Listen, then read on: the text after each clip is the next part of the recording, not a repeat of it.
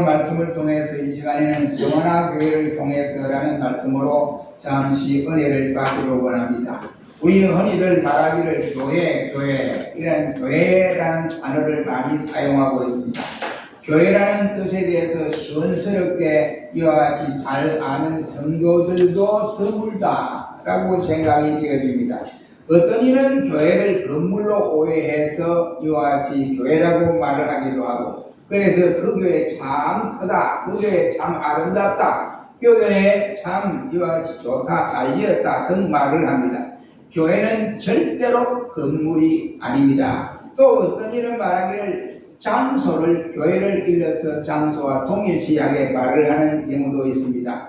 어느 교회에서 노예가 열립니까? 어느 교회에서 이 집사님의 자녀가 결혼식을 합니까? 등등 이렇게 해서 장소를 일러서 교회라는 말들을 많이 사용하고 있습니다. 그러나 엄밀한 경우에 보면 이것도 교회의 뜻에 이와 같이 말을 할 수가 없습니다. 그러면 교회란 뭐냐? 구약에서 말하기를 일반적인 말은 불러낸다, 투꼴로 말씀을 하고 있습니다. 이 투꼴에 대한 동사에서 나온 말이고, 신약에서도 가장 일반적인 의미가 불러낸다 라는 말로서 투꼴아웃라는 말로 동사에서 나온 말입니다. 이 두 용어는 다같이 하나님의 부름을 받은 회중으로서 교회를 말씀하고 있습니다. 신약에서의 교회는 예수님께서 제일 먼저 사용하시는 내용의 말씀인데, 이는 이 말씀을 자기 교회에 모여드는 사람들에게 예수 그리스도를 나의 구주로 고백하고 저들이 천국의 원리를 가슴에 담고 저들이 모여서 있는 군중들을 향하여 교회라는 말로 예수님은 말씀을 했습니다. 그런데 교회는 구원받지 못한 인간이 세상에서 하나님의 백성이 되기 위하여 그 세상에서 예수께로 불러내어온 사람들의 집합, 다시 말하면 모임을 말씀하고 있습니다. 망할 세상과는 분리되어 살도록 구원받은 사람들의 단체나 모임을 일러서 교회라는 말로 사용할 수가 있습니다. 우리가 교회라는 말을 깊이 생각해보면 두 가지 크게 나타나는데, 하나는 눈에 보이는 교회가 있고 눈에 보이지 아니하는 교회가 있습니다. 다른 말로 표현하면 위형교회가 있고 무형교회가 있다 라고 말을 할 수 있습니다. 눈에 보이지 않는 교회는 바로 무형교회라고 말을 하는데, 이 교회는 본질적으로 영적이기 때문에 우리 눈에 보고 사실을 판단할 수가 없습니다. 어떻게 된지 그 안에 식별할 수도 못합니다. 어떤 이는 살아있는 사람이 있는 반면에 어떤 이는 바로 죽은 신앙을 가진 사람도 없지 않아 있다는 말입니다. 눈에 보이지 않는 교회는 현재 살아있으나 죽었으나 하는 그 상관없이 그리스도의 지체인 모든 신자들을 일러서 교회라는 말을 사용합니다. 그러나 눈에 보이는 교회는 일반적인 개념을 말씀하는데 참 신앙 고백을 하는 신자들의 단체를 일러서 말을 하는 말입니다. 흔히 외적인 조건이나 아니면 조직이나 정치적 각인을 말할 수 있습니다. 여러분 보세요. 밀과 가라지가 이와 같이, 또한 밀과 가라지가 언제나 쉽게 분리되는 것은 아니라고 생각합니다.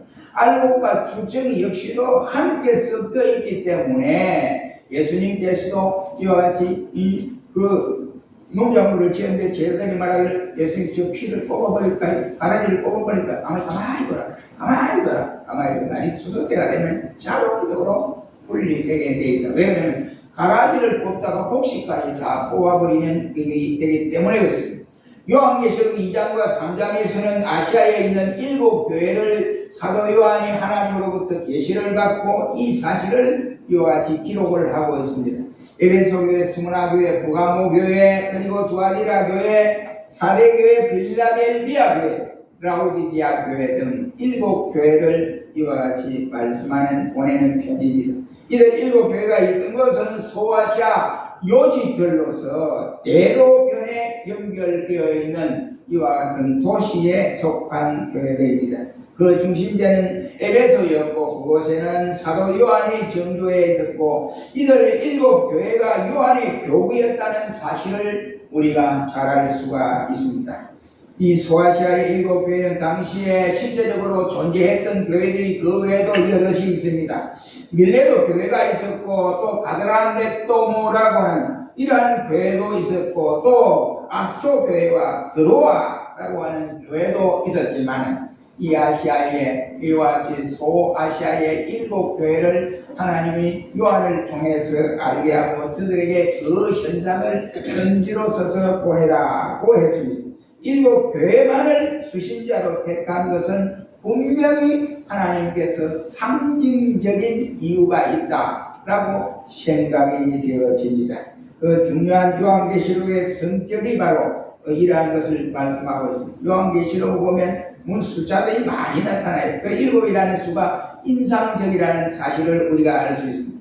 7교회가 나타나고, 또한 7인본과 7나팔이 나타나며, 또한 7촛대와 7금대접이 나타나고 있습니다. 7별과 7 또한 천사, 7영, 7인, 7뿔과 7 눈을 가진 어린 양, 7 등불, 7 우레, 7 산, 7 광 등 헤아릴 수 없이 요한계시록에는 7이라는 이 숫자를 많이 쓰고 있습니다.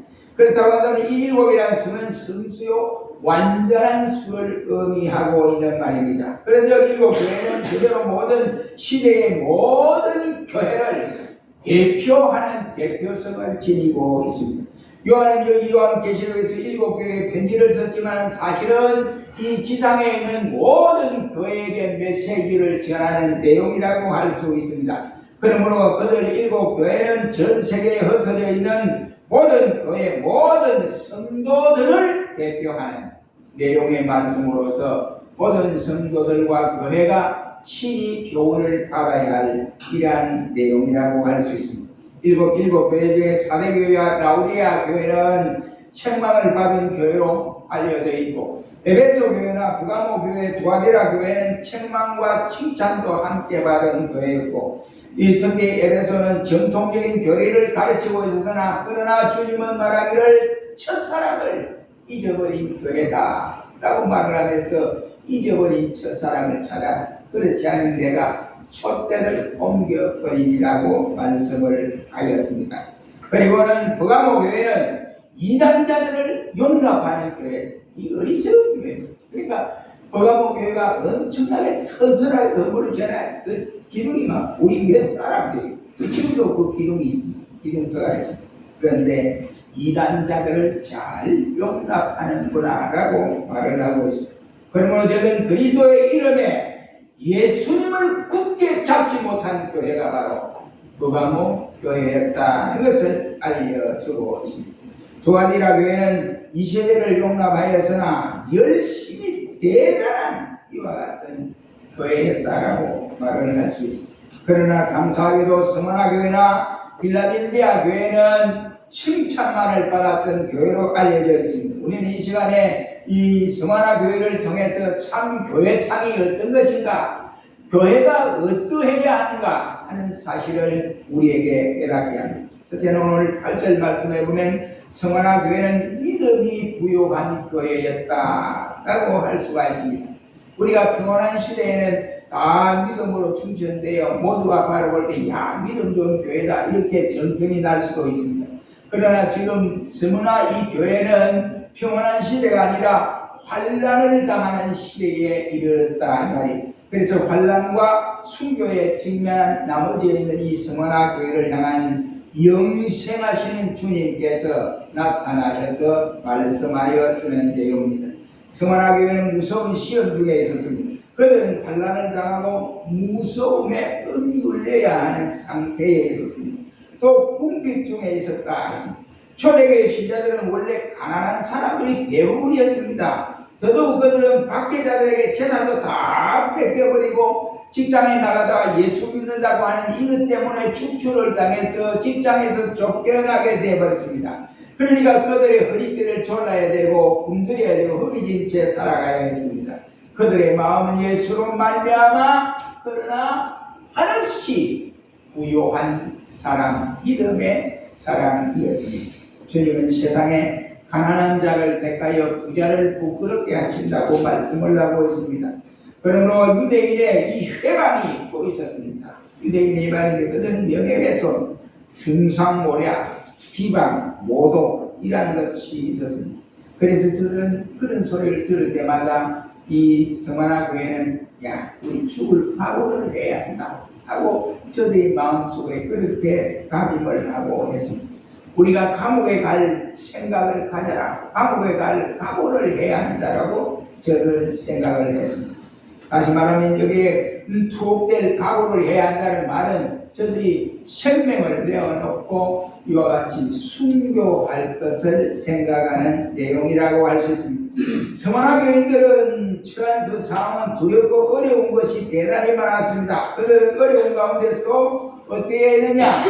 믿음의 부요자들이다 라고 말을 했습니다. 그러나 라우디아 교회는 정반대의 현상임을 봅니다. 내가 말하기를 나는 부자라 부족한 것이 없다 하나 내 공고한 것과 가련한 것과 눈먼 것과 벌거벗은 것을 알지 못하는 도다 라고 예수님께서 요한을 통해서 메시지를 증거하게 했습니다. 라우디아 교회가 책망받은 것은 믿음에 가난한 교회이기 때문에 그렇습니다. 소위 말해서 믿음이 없는 교회다 이런 말이.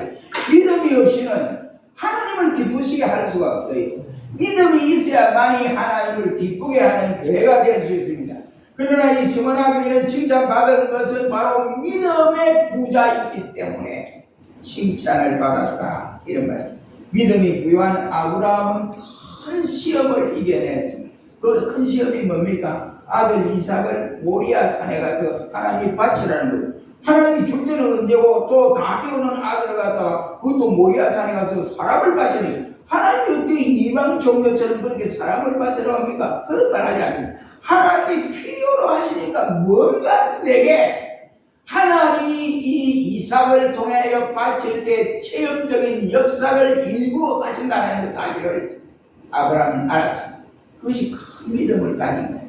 그래서 이삭을 바치려고 묶어놓고 장작더미에 올려놓고 칼을 이래 치려는 순간에 여호와 이레의 체험을 하나님이 하게 하기 위해서 이삭을 바치라고 한 것입니다.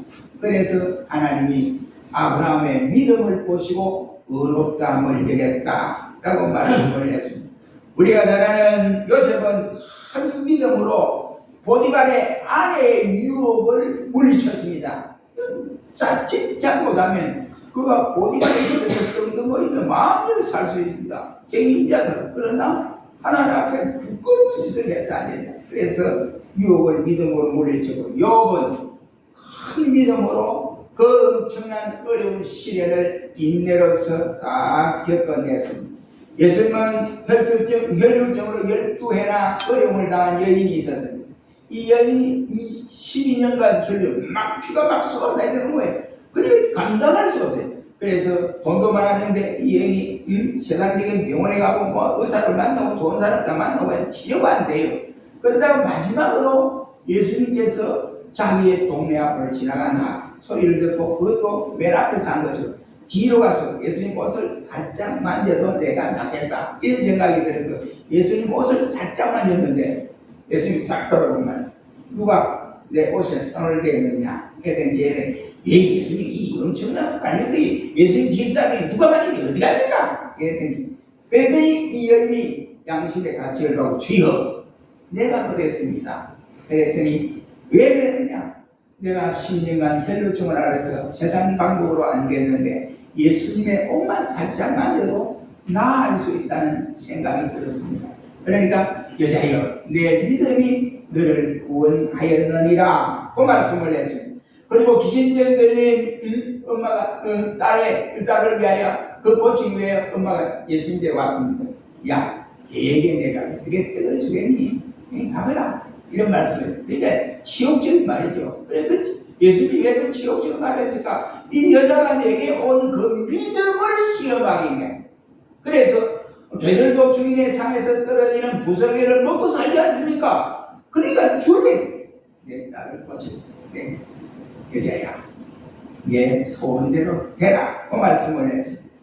우리가 잘 아는 백부장이 있었습니다. 그가 이와 같이 거느리는 요즘으로 말하면 백부장의 비서시죠. 비서가 중국에 오는 거 알아보았습니다. 예수님께 통일했더니 예수님이 하는 말이 내가 그리 가만. 어이구 예수님 오실 필요가 없습니다. 나도 많은 관계를 거느리고 있는 사람이 오라면 가고 저들이 가라면 가는데 내가 가겠습니다. 그랬더니 이스라엘보다는 이 사람의 믿음을 내가 큰 믿음을 가졌구나 하고 이방인 백부장의 믿음을 칭찬해 주신 일이 있습니다. 예수님 이와 같이 갈릴리 바다에서 바람에 풍랑에 젖어서 거의 제자들이 빠져 죽을 지경에 있을 때 저들이 막 겁에 질려 아우성을 치고 있습니다. 그런데 왜 아우성을 치느냐? 제자들은 말하기에 두려워하는 제자들의 믿음이 없는 자들아 라고 책망을 했습니다. 그리고 주님이 바다 위로 성금성금 걸어왔을 때 베드로가 주시면 나를 물 위로 걸어오게 하셔서 오늘은 그렇게 성금성금 걸어가다가 바다를 보니까 이 풍랑이 치고 이러니까 그만 겁이 났어요. 푹 빠졌습니다. 살려달라고 아우성을 칠 때 예수님이 손을 내밀어 베드로를 잡으시며 왜 의심하느냐? 믿음이 없는 자야 라고 말씀을 했습니다. 예수님은 모독한 제자들에게 믿음이 없는 세대여 내가 얼마나 너희와 함께 있으며 너희를 참으려 하면서 아쉬워한 일이 있습니다. 제자들에게 예수님께서 우리는 어찌하여 귀신을 쫓아낼 수도 없습니까? 라고 물었을 때 예수님의 대답은 믿음이 있어야 한다 라고 강조를 하고 있습니다. 믿음이 작은 영본이라고 했습니다. 그러나 스마나 교회는 믿음이 부요한 교회였다고 말씀을 하고 있습니다. 그들은 7교회 가운데 책망을 받지 아니한 교회입니다. 이 교회가 참된 교회의 모습이라고 생각이 됩니다. 그러나 주님은 인자가 올 때 세상에서 믿음을 보겠느냐 하시면서 아쉬워하는 내용임을 볼 수 있습니다. 왜냐? 바로 말세는 불신앙의 세력들이 때를 지어 신자들에게 달려들고 교회에게 달려들기 때문에 그렇습니다. 그러나 우리는 믿음으로 구원을 받았습니다. 우리는 믿음으로 영생을 얻었습니다. 우리는 믿음으로 하나님을 기쁘게 합니다. 믿음으로 하나님께 나갑니다. 믿음으로 행합니다. 믿음으로 살아갑니다. 믿음으로 기도하고 있습니다. 아멘. 세상에는 이 믿음이 부유했다 이 말입니다. 그래야 칭찬을 받는 교회가 되어졌습니다. 우리 교회는 이 믿음을 굳게 지켜 교회 되기를 원합니다. 앞으로 여러분이 살아가는 데 있어 후세대에는 엄청난 회용동이 속에서 이 세상은 빠져들어갈 수밖에 없습니다. 그것이 요한계시록이 우리에게 주는 교훈입니다. 그럴 때 우리가 믿음을 지켜야 하는데 믿음을 지키지만 큰일 납니다. 그러니까 이 말에 666호를 찍은 사단이 막 두루 찾아다니면서 예수쟁이를 막 잡아가지고 예수쟁이 민치를 가고 예수쟁이 잡아놓고 가로 집어넣고 이럴 날이 분명히 온다 이 말이에요. 이럴 때에 믿음이 없으면 다 소진해버리고 믿는지 안 믿는지 구분이 되지 않습니다. 그런데 이 환난 가운데도 서머나 교회는 믿음을 지킨 교회다. 믿음에 부요한 교회다 이 말이에요. 그렇다면 우리가 섬기는 우리 교회도 시온성교회도 주님 오시는 그 순간까지 믿음에 부요한 서머나 교회와 같이 되기를 주의 이름으로 축원합니다. 두 번째는 서머나 교회는 죽도록 충성한 교회였다라고 했습니다. 서머나는 유대인들의 대단히 많이 살고 있습니다. 그들의 영향력이 대단히 큽니다. 유대인들은 서머나 발전을 위해서 1만 데나리온을 그 도시에 기부를 했습니다. 우리 돈으로 환산하면 5억 원 되는 엄청난 돈을 줬습니다. 왜 그랬느냐? 유대인들이 왜 줬느냐면 그래서 아부를 한 거예요. 왜냐하면 우리가 이 돈을 줘놓고 자기들이 이제 청원이 있잖아요. 청원이 저 예수쟁이를 잡아가보세요. 예수쟁이를 저 예수 몸이 있도록 해주세요. 이렇게 하려고 저들이 그 많은 돈을 이와 같이 서머나 시에 이와 같이 정부에 갖다 바친 것입니다. 저들이 기독교를 미워하는 그 이유가 왜 그러냐면 이 바로 유대교에서 기독교로 전향하는 사람들이 점점 많아지기 때문에 그렇습니다. 그러니까 저들과 바로 충돌을 피할 수가 없습니다. 오직 서머나교회 그 당시에 이러한 상황에서 저들이 순교만이 살아남는 교회다라고 생각을 했습니다. 이때 예수님께서 부활하신 예수님이 찾아 나섰습니다. 너희가 10일 동안 환난을 받으리라. 내가 죽도록 충성하라. 그리하면 내가 생명의 면류관을 내게 주리라고 말씀을 합니다. 이 환란의 기간이 긴 것이 아닙니다. 그것은 만수로서 일정한 기간을 의미하고 있습니다. 그것이 짧든 길든 간에 환란을 이긴다는 것은 여간 어려운 일이 아니라고 생각합니다. 믿음이 없이는 그 환란을 이겨나갈 수가 없습니다. 이 어려움을 이기는 신앙이 바로 결과가 충성이라고 하는 결과를 낳게 되는 것입니다. 충성이란 영어의 말씀에도 말하기를 페이스풀, 그러니까 믿음이 넘친다. 이것을 말씀하고, 그런데 충성은 신실한 것이고 최선을 다하는 것이고 대세를 따르지 아니한 것입니다. 충성에는 세 가지 종류가 있다고 생각합니다. 첫째는 작은 일에 충성하는 것이 있고 또 맡은 일에 충성하는 것이 있으며 죽도록 충성하는 것이 있습니다. 그리고 하나님 앞에 우리가 받은 바 은혜를 저버리지 아니하고 교회를 충성스럽게, 교회가 주님 앞에 충성을 다하여 죽기까지 이와 같이 다해야 함을 말씀하고 있습니다. 서머나 교회는 그런 교회였습니다. 우리 역시도 어떤 경우에도 서머나 교회를 닮아가기를 주의 이름으로 축원합니다. 서머나 교회는 살아있는 교회였습니다. 교회가 산 교회가 이와 같이 여러 가지 증거로 나타나지만은, 그러나 죽은 교회는 예수의 체험이 없습니다. 예수님이 그들 교회와 더불어 역사하지 않기 때문에 그렇고 성령이 그들 교회와 더불어 역사하지 않기 때문에 교회가 밋밋한 거예요. 교회가 교회다운 역할을 할 수가 없습니다. 그러나 살아있는 서머나 교회 같은 경우는 그렇지 않습니다.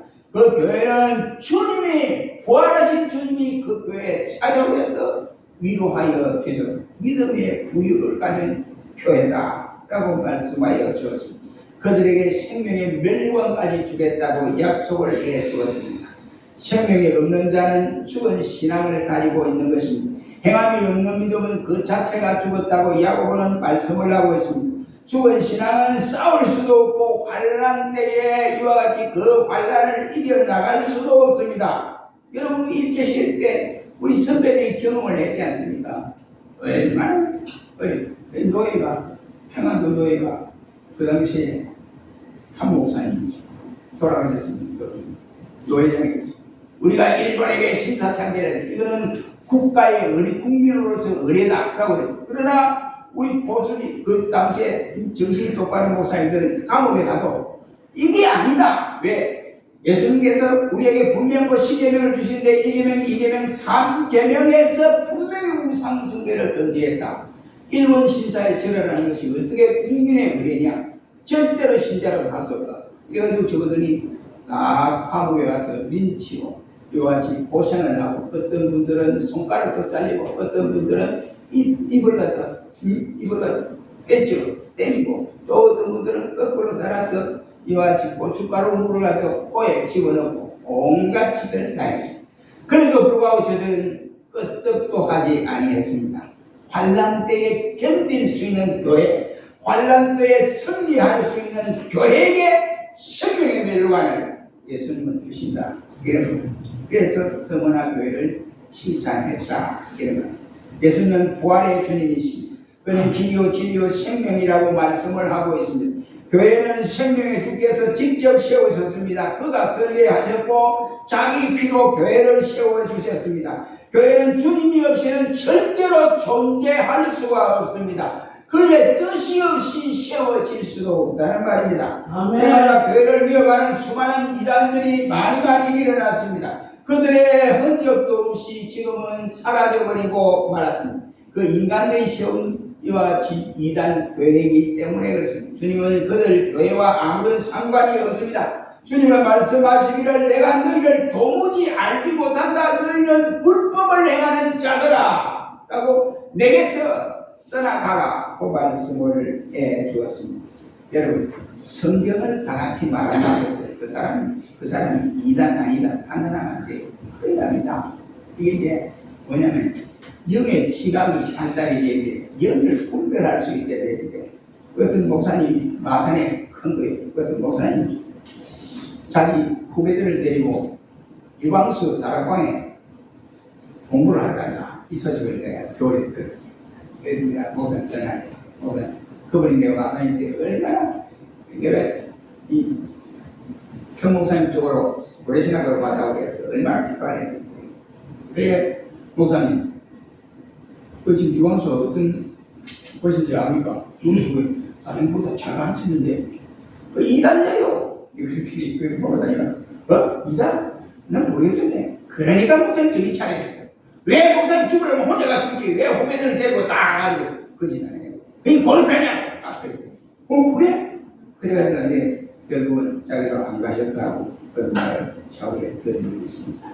말세는 영을 분별할 수 있어야 됩니다.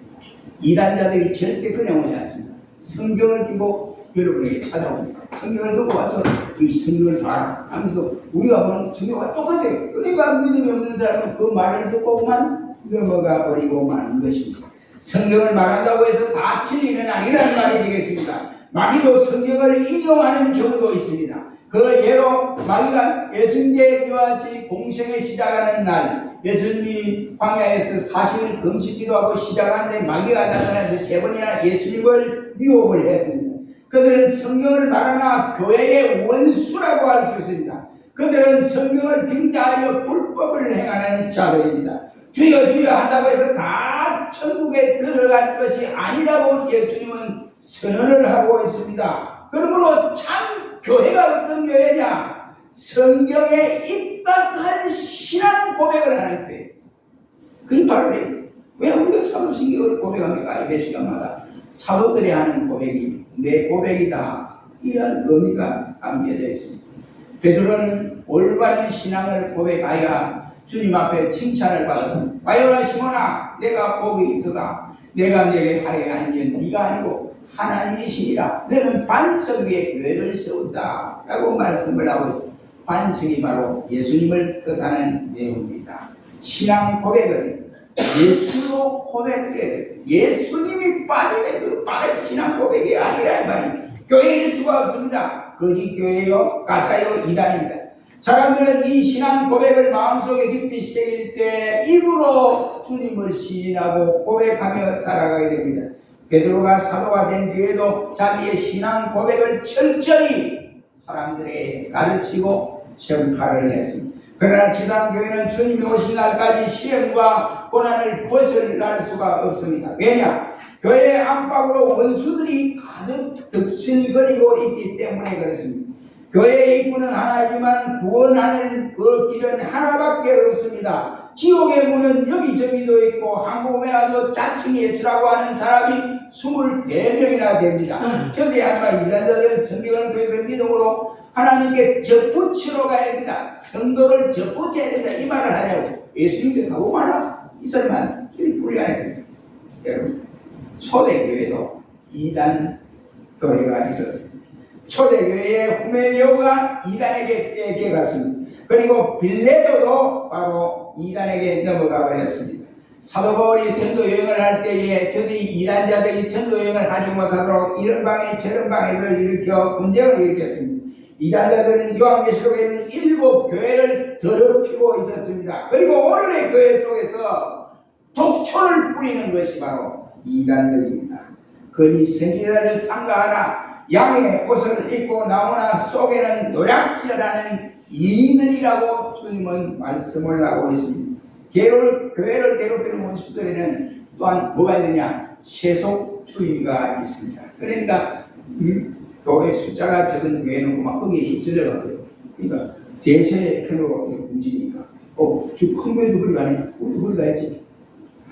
아니 세속주의가 아닙니다. 세상의 유행과 정욕과 안위를 오염시켜서 신앙의 정통성과 생활의 순결을 퇴색시켜버립니다. 괴금주의에 눈이 멀어지게 해서 복음을 많이 시켜버립니다. 오늘의 한국교회를 보십시오. 어떤 현상이 일어납니까? 이와 같이 동성연애를 교회도 찬성을 해야 한다. 이렇게 하는 교회가 있습니다. 참 기가 참 이 성경에 그런 게 있습니까? 왜 성경에 없는 말을 자꾸 그리? 전 세계가 그런 추세로 걸어가요. 절대로 그렇지 않습니다. 따구리 시신은 절대 하지 맙시다. 정신을 차려야 돼요. 다 같은 대한예수교 장로회라고 해서 다 이루어지는 것이 아닙니다. 그러니 분명히 교회는 예수님의 순결이 주장이고 세속주의가 교회를 무너뜨리게 된 것입니다. 세 번째는 교회의 원수는 또 있습니다. 원수는 바로 원수의 핍박이라고 할 수 있습니다. 원수마귀는 교회를 파괴하기 위하여 금과 뭉치를 들고 피투성이 된 사자를 보낸다고 마태복음 26장 55절은 말씀을 하고 있습니다. 너부갓네살은 다니엘과 그의 세 친구들을 투옥시켰습니다. 네로는 초대 교회를 핍박을 하고 초대교회 지도자들을 감옥에 넣고 아니면 칼로 죽이고 순교하도록 만들었습니다. 그리고 이와 같이 그뿐이겠습니까? 일본은 한국교회를 없애기 위해서 엄청난 비난과 모진 박해를 가했지 않습니까? 그러나 아무리 원수의 핍박이 무서워도 교회는 결코 망하는 법이 없습니다. 주님의 교회는 2000년 동안의 수많은 세력들과 더불어 싸워왔습니다. 이처럼 결코 음부의 권세가 이기지 못하리라고 하는 것이 주님의 말씀이다. 이 말입니다. 사랑하는 성도 여러분, 문제는 참된 교회가 되어질 때 음부의 권세를 이길 수가 있다는 말입니다. 원수 마귀가 접근을 못합니다. 한국인은 한 길로 갔다가 7길로 도망가 버리고 마는 것입니다. 시원성교회 식구 여러분, 우리 모두 참된 교회, 참된 성도들이 되셔서 스무나 교회와 같이 믿음으로 우뚝 선 부요한 교회가 되시기를 주의 이름으로 축원합니다. 아멘. 여러분